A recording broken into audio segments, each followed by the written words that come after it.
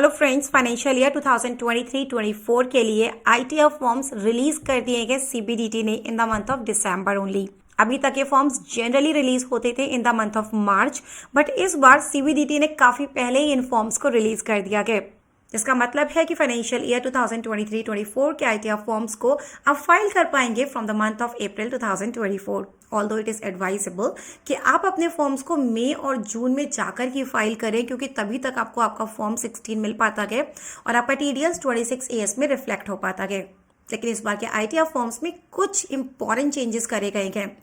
काफी important change है, तो चलिए एक बार देख लेते हैं। बट उससे पहले अगर इस चैनल को सब्सक्राइब नहीं किया है तो इसे सब्सक्राइब जरूर कर लेना, जिससे टैक्सेशन में आपको काफी हेल्प मिल पाए और आप अपने आईटीआर टाइम से और सही तरह से फाइल कर पाए। तो सबसे पहले हमारा आता है आईटीआर 1। यहाँ पर आप देख पा रहे होंगे ये है असेसमेंट ईयर 2024-25 के लिए, जिसका मतलब होता है फाइनेंशियल ईयर 23-24 के लिए असेसमेंट ईयर एक ईयर आगे चलता है। अब हम देखते हैं कि आईटीआर 1 फॉर्म होता किन के लिए है, फाइल कौन कर सकता है। ये फॉर्म होता है इंडिविजुअल्स के लिए जो एक रेजिडेंट होते हैं। उनकी total income up to 50 lakh ही होनी चाहिए। मतलब एक इंडिविजुअल जिसकी टोटल इनकम 50 लाख से ज्यादा है वो आईटीआर 1 फॉर्म नहीं फाइल कर सकता। इसी के साथ उसका सोर्स ऑफ इनकम होना चाहिए from salaries, one house property और अदर सोर्स। अदर सोर्सेज में उसकी इंटरेस्ट की इनकम हो गई, उसके सेविंग बैंक अकाउंट से या एफडी के इंटरेस्ट की इनकम, और साथ ही साथ अगर उसके पास एग्रीकल्चर इनकम आ रही है अप टू ₹5,000। जी हाँ, ये 5 लाख नहीं है, 5,000 ठीक है। तो ये सारे पर्सन आईटीआर 1 को ऑप्ट कर सकते हैं। अगर हम चेंजेस की बात करते हैं तो यहाँ सबसे बड़ा चेंज है कि न्यू टैक्स रिजीम और ओल्ड टैक्स रिजीम में न्यू टैक्स रिजीम को बाय डिफॉल्ट रिजीम बना दिया गया है। अगर हम प्रीवियस ईयर की बात करें तो वहां पे old tax regime default regime थी, और अगर आप न्यू टैक्स रिजीम को ऑप्ट करना चाहते थे तो आपको उसे सेलेक्ट करना होता है। बट इस बार क्योंकि new tax regime default regime है, तो अगर आप ओल्ड टैक्स रिजीम में जाना चाहते हैं तो वहां पर इसको सेलेक्ट करना पड़ेगा।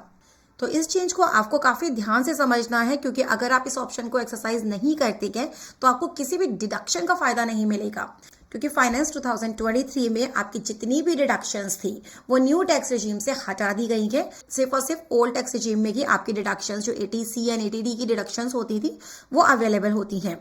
तो ये मेन आपका चेंज आया है आईटीआर 1 के अंदर। अब चलिए एक बार समझ लेते हैं आईटीआर 4 में क्या चेंजेस आए हुए हैं। तो देखिए, सबसे पहले आईटीआर 4 किसके लिए होता है? ये होता है इंडिविजुअल, एचयूएफ और फर्म्स के लिए, बट इसमें एलएलपी मतलब लिमिटेड लायबिलिटी पार्टनरशिप इसको फाइल नहीं कर सकते। मतलब सिर्फ individuals, HUF and firms he ITR form को फाइल कर सकते हैं। कब फाइल कर सकते हैं? सबसे पहले रेजिडेंट्स के लिए ही अवेलेबल है। इनकम यहाँ पर भी टोटल 50 लाख से ज्यादा नहीं होनी चाहिए।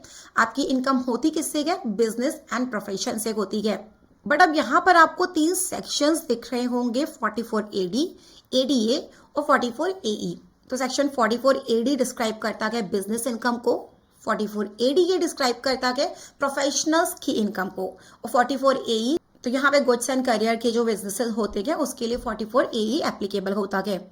तो ये सारे लोग आईटीआर 4 कर सकते हैं फाइल। तो बेसिकली ये रिटर्न आपकी होती है प्रिजम्पटिव टैक्सेशन के ऊपर। प्रिजम्पटिव टैक्सेशन क्या होती है इसके ऊपर भी हम एक वीडियो में डिटेल में बात करेंगे।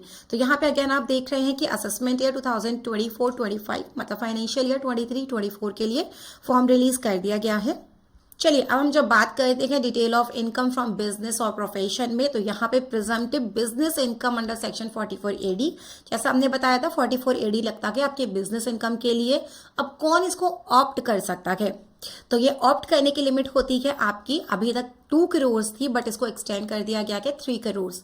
बट इसके साथ में भी एक लिमिट है कि आपके कैश ट्रांजैक्शन 5% से ज्यादा नहीं होने चाहिए। अगर आपके कैश ट्रांजैक्शन 5% से कम है, मतलब बैंकिंग चैनल के थ्रू आपने 90% से ज्यादा के ट्रांजैक्शन करे हुए हैं, तो आप 3 करोड़ की लिमिट को ऑप्ट कर सकते हैं। अदरवाइज आपकी लिमिट 2 करोड़ ही रहेगी। तो एक बार शॉर्ट में बात कर लेते हैं कि प्रिजम्पटिव टैक्सेशन स्कीम में आपको बुक्स ऑफ अकाउंट्स मेंटेन नहीं करने होते हैं। गवर्नमेंट ने आपको फैसिलिटी दी है कि आप अपनी टोटल इनकम का 50% एक्सपेंडिचर एज्यूम कर सकते हैं और उसी के बेसिस पे आप गवर्नमेंट को टैक्स पे कर सकते हैं। अब अगर हम बात करते हैं अंडर सेक्शन 44 एडीए, जो कि होता है प्रिजम्पटिव इनकम फ्रॉम प्रोफेशंस के लिए, तो यहाँ पर आपकी लिमिट थी 50 लाख, जिसको एक्सटेंड कर दिया गया है 75 लाख तक। बट अगेन आपके कैश ट्रांजैक्शन 5% से ज्यादा नहीं होने चाहिए।